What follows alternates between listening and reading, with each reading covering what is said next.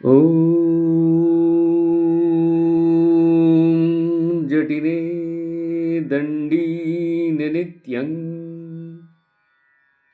लम्बोदर शरीरिणे कमण्डलु निषङ्गाय तस्मै ब्रह्मात्मने नमः।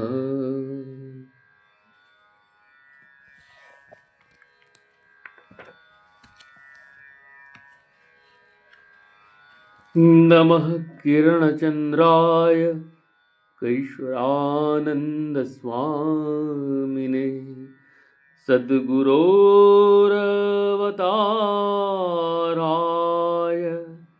दर्वेशाय नमो नमः।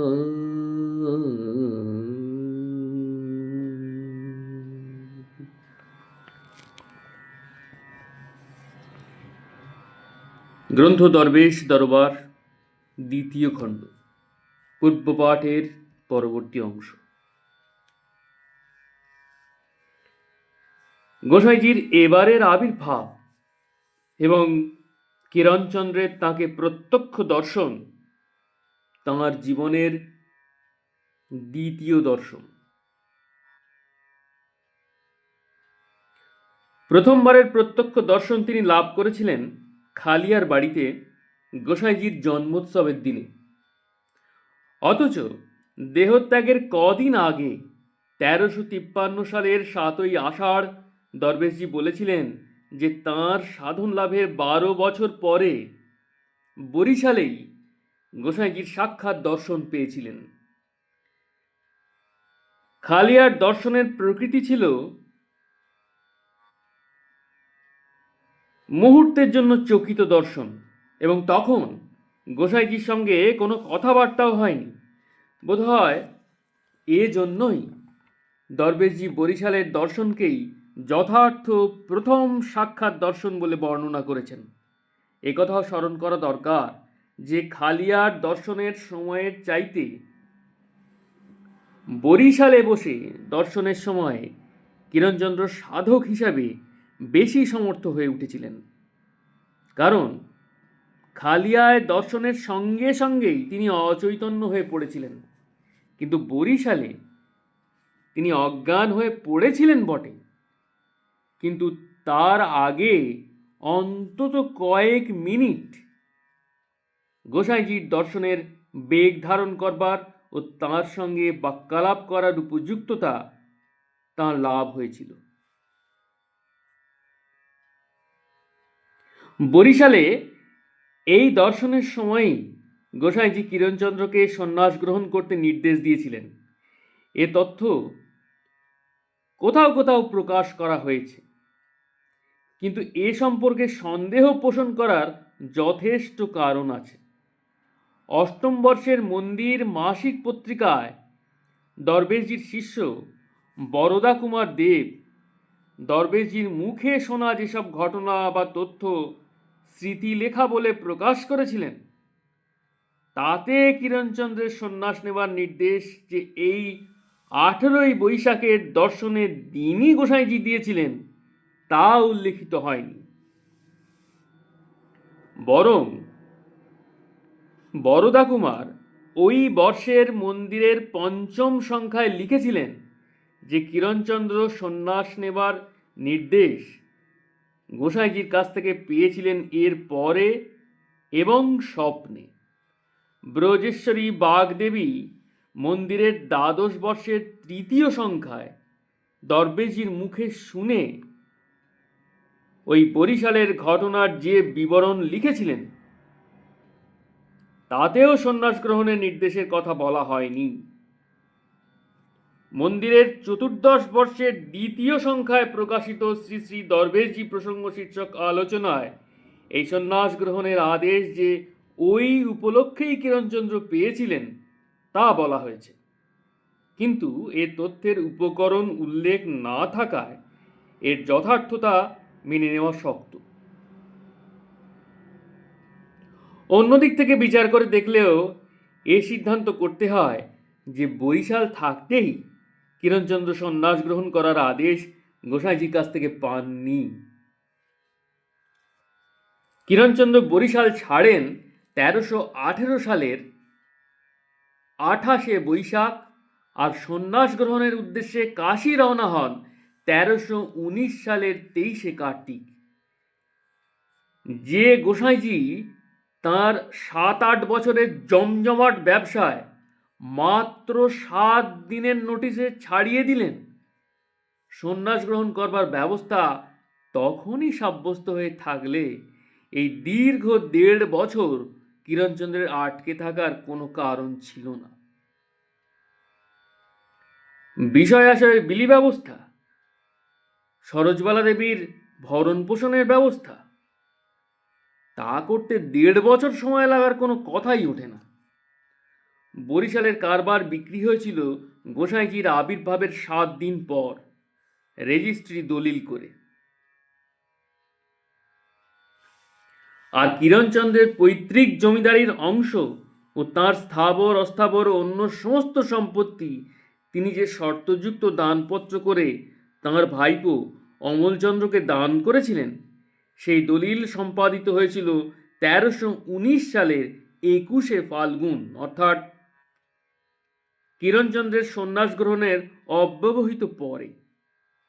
এ থেকে স্পষ্ট বোঝা যায় যে সন্ন্যাস গ্রহণের নির্দেশ পাওয়ার পরে সম্পত্তির বিলি ব্যবস্থার জন্য দীর্ঘদিন অপেক্ষা করার কোনো প্রশ্নই ওঠে না, বরং দানপত্র সম্পাদনের তারিখ দেখে এই কথাই বলতে হয় যে কিরণচন্দ্র অপ্রত্যাশিতভাবে 1319 সালের কার্তিক মাসে সন্ন্যাস গ্রহণের আদেশ পেয়েই বেরিয়ে পড়েন এবং সেই জন্যই তাঁকে দানপত্র সম্পাদন করতে হয়েছিল সন্ন্যাস গ্রহণের পরে।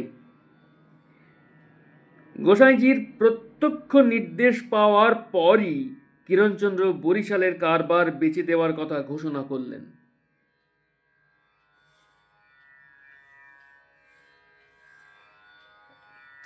এরকম জমাট ব্যবসায় যে কেউ বেচে দিতে পারে তা সহজে কারোর বিশ্বাস হলো না।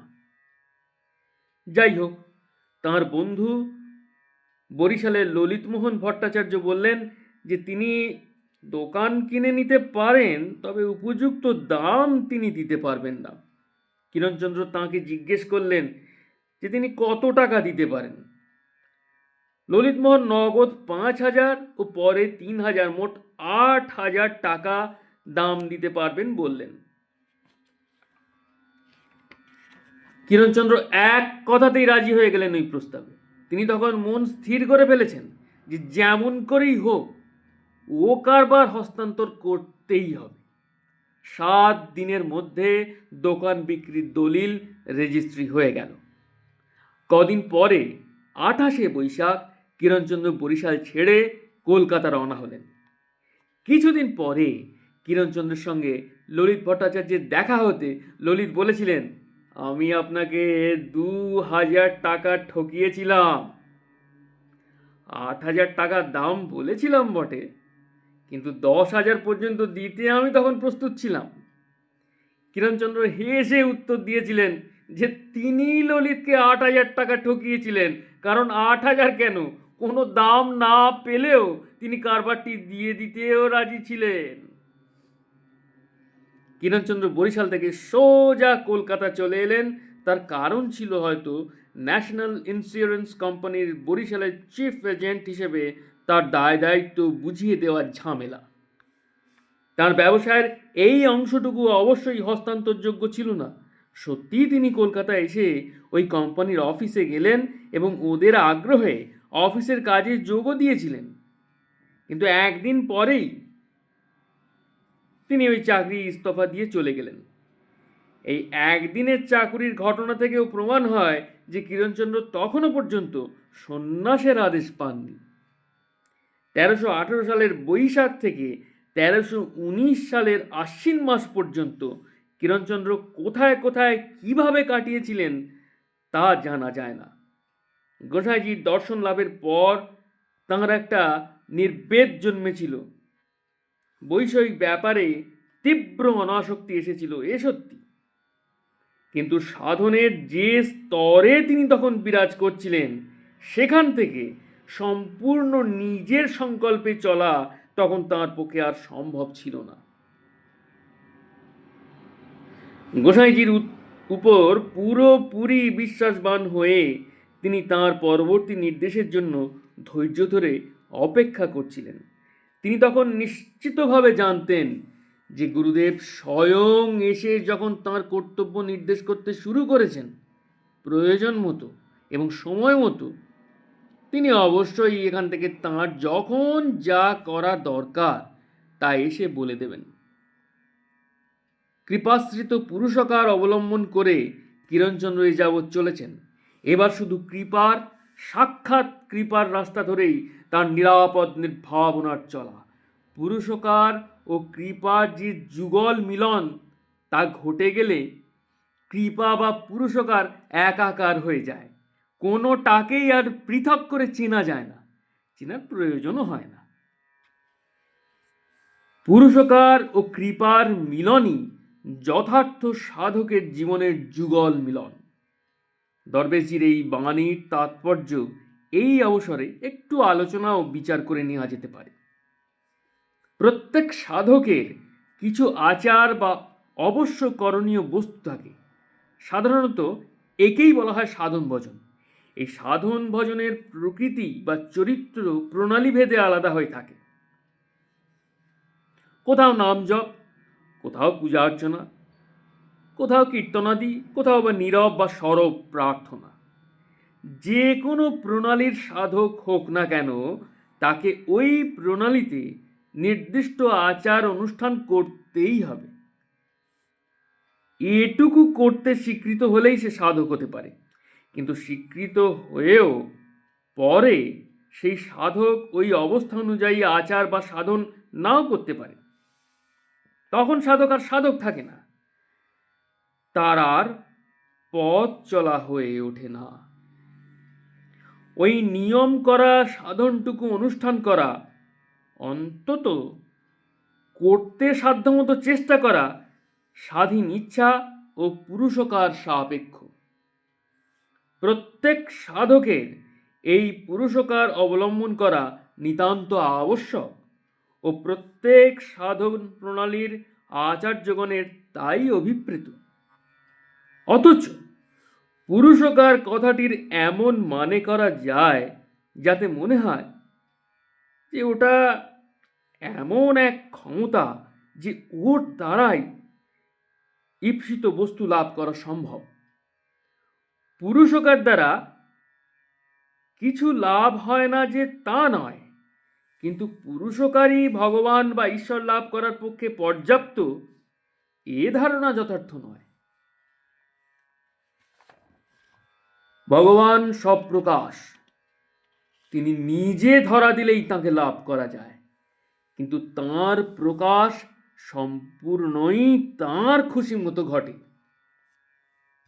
কোনো সাধকই পুরুষকারের সাহায্যে তাঁর প্রকাশ অবশ্যম্ভাবী করে তুলতে পারেন না। তবে সাধককে পুরুষকার অবলম্বন করতে নির্দেশ দেয়া হয় কেন? এ প্রশ্নের উত্তর গোসাইজি এইভাবে দিয়েছেন: ভগবানের কৃপাই সার, আর কিছুই কিছু নয়। সাধন ভজন শুধু জেগে থাকবার জন্যে, যেন তাঁর কৃপা এলে ধরতে পারি। সাধন ভজন করে কার সাধ্য তাঁকে লাভ করে? সাধন ভজন করে তাঁকে লাভ করতে হয় এ কথা কিছু নয়। তিনি স্বপ্রকাশ, তাঁর কৃপা হলেই তাঁকে পাওয়া যায়। কর্ম শেষ না করলে তাঁকে পাওয়া যায় না, এ কথাও ঠিক নয়। কর্ম শেষ হতে কি আর লাগে? তাঁর কৃপা হলে মুহূর্ত মধ্যে সমস্ত প্রারব্ধ শেষ হয়ে যায়। ভগবানের কৃপা হলে, তিনি ইচ্ছা করলে সমস্ত কর্ম, সমস্ত প্রারব্ধ এক মুহূর্তেই শেষ হয়ে যায়। তাঁর কৃপাই সব। এ থেকে ধারণা হতে পারে যে কৃপা ভগবানের খেয়াল খুশির উপর বা তাঁর মেজাজ মর্জির উপর নির্ভরশীল। কখনো হয়, কখনো হয় না। আবার কারুর উপর হয়, কারুর উপর হয় না। তাহলে ভরসা কি? আসলে ওই ধারণাটি ঠিক নয়। দরবেশজি বলছেন, কৃপা সর্বদাই সম পরিমাণে নদীর ধারার ন্যায় পাইতেছ, কেবল তা বুঝিবার ক্ষমতা হয় নাই। গোসাইজি যাকে জেগে থাকা বলেছেন, দরবেশজি তাকেই উপযুক্ততা বলেছেন। যখনই জেগে থাকা যায়, তখনই কৃপার ধারা অনুভব করা যায়। সব সময় জেগে থাকতে পারলে সর্বদাই কৃপা উপলব্ধি হয়। ক্রমাগত এই জেগে থাকার চেষ্টা বা উপযুক্ত হয়ে থাকার প্রয়াস, এই সাধন ভজন। অথচ এই সাধন ভজন দিয়েই তাকে লাভ করা যায় না, তার কৃপা ধরা যায় না। কারণ তার কৃপা অবতীর্ণ না হলে আসলে সাধন ভজন করাই সম্ভব হয় না। এ যেন এক অদ্ভুত অসাধ্য পরিস্থিতি। এর সমাধান হিসেবে দরবেশজি বলছেন, এখন বিচার্য এই যে কাহার উপর ভগবত কৃপা, অর্থাৎ যে কৃপা বলে সাধন ভজনটুকু করা যায়, অবতীর্ণ হয়। এ বিষয়ে আর্য ঋষিরা ও মহাপুরুষগণ নিজেদের জীবনের পরীক্ষা দ্বারা এই সিদ্ধান্তে উপনীত হইয়াছেন যে অভ্যাস যোগে তাহার কৃপা অবতীর্ণ হইয়া থাকে। অর্থাৎ সম্পূর্ণরূপে নিষ্ফল হইয়াও যে ব্যক্তি পুনঃ পুনঃ চেষ্টা করে, সাঁতার জানি না এ কথা বুঝিয়াও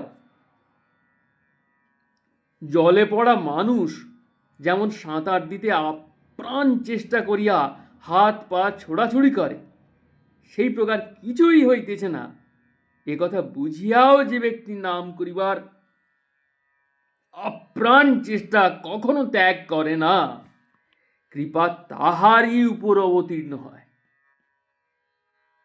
ইহাই একমাত্র উপায়। এই অক্ষম চেষ্টা অভ্যাসযোগীর স্বভাবে পরিণত হলেই তিনি নিছক সাধন ভজন করার জন্য যে কৃপা দরকার বা ভগবত সাহায্যের প্রয়োজন, সেইটুকু পেতে পারেন। অভ্যাসযোগীর এই আপাত পণ্ডশ্রমকে নির্ভেজাল পুরুষকার বলা চলে।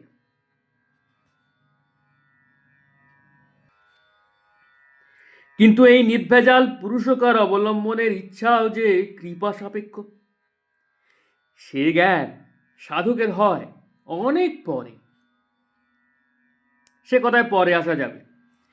এই পুরুষকার, নির্জলা পুরুষকার নিয়ে চলতে চলতে সাধকের পক্ষে সাধন ভজন করা সম্ভব হয়ে ওঠে। তখন তিনি নিত্য প্রবহমান ভগবত কৃপা মাঝে মাঝে অনুভব করেন। যেসব মুহূর্তে বা সময়ে তিনি জেগে থাকতে পারেন, শুধু তখন। অন্য সময়ে তার ধারণা থাকে যে তিনি নিজের জোরে পুরুষকারের সাহায্যেই এগোচ্ছেন বা চলছেন। এই অবস্থাটির আভাস দরবেশজি দিয়েছেন দরবেশ দর্শনের 6/83 ও 6/84 নম্বরের পত্রাংশ দুটিতে। তিনি বলছেন, পুরুষকার ও কৃপা এ দুইটি একই রাস্তার দুই অংশ। প্রথমটি পার না হইয়া দ্বিতীয়টি কখনো পাইবে না। আবার বলেছেন, পুরুষকার ও অদৃষ্ট একটি জিনিসেরই বিভিন্ন দুই দিক, উহার প্রধান অপ্রধান বিচার হয় না। যেমন দুধ ও জল, এই দুইটির মধ্যে কোনটি বড় বলা যায় না। ক্ষেত্র বিশেষে দুইটি সমান বড়। তেমনি পুরুষকার ও নির্ভরতা দুইটি সমান প্রয়োজনীয়। এ সমস্তই সাধক জীবনে চলার পথের সম্বন্ধে প্রযোজ্য। পথের কোনো শেষ নেই সত্য,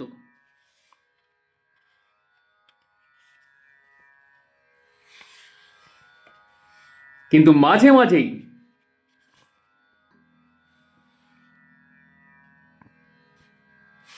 জাংশন বা বড় স্টেশন আছে।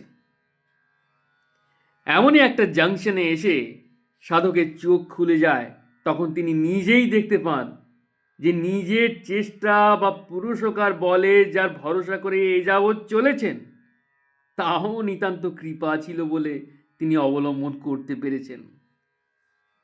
ঠিক এই অবস্থায় পুরুষকার ও কৃপার যুগল মিলন ঘটে, অর্থাৎ সাধক উপলব্ধি করতে পারেন যে পুরুষকার বলে কোনো বস্তুই সাধক জীবনে থাকে না, থাকতে পারে না।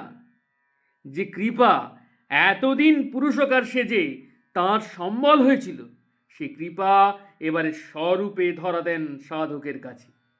গোসাইজি তাই বলেছেন যে পুরুষকার একটা কথার কথা। এই উপলব্ধি বুদ্ধির দ্বারা বোঝার ব্যাপার কিছু নয়। বুদ্ধি এই তত্ত্ব বুঝতে গিয়ে পরামর্শ দিতে পারে যে কৃপাই যখন সব, তখন অনুষ্ঠান করার ঝামেলায় আর কাজ কি? নিশ্চেষ্ট হয়ে বসে থাকলেই হয়। কাজেই এ উপলব্ধি না হওয়া পর্যন্ত সাধককে পুরুষকার ধরে থাকতেই হবে, নিত্য নিয়মিত সাধন ভজন করতেই হবে, নইলে কখনো কোনো দিনই কৃপাকে, ভগবানকে ধরা যাবে না। দরবেশজি তাই আবার বলছেন, ভগবান প্রতি মুহূর্তেই ভালোবাসার প্রমাণ দিতেছেন, কিন্তু তাহা বুঝিবার ক্যাপাসিটি তোমার নাই। এই জন্যই সাধনের প্রয়োজন। সাধনে ভগবত কৃপা অনুভব করিবার শক্তি জন্মে, নতুবা তাঁর দয়া সাধক অসাধক সমস্তর প্রতি সমান।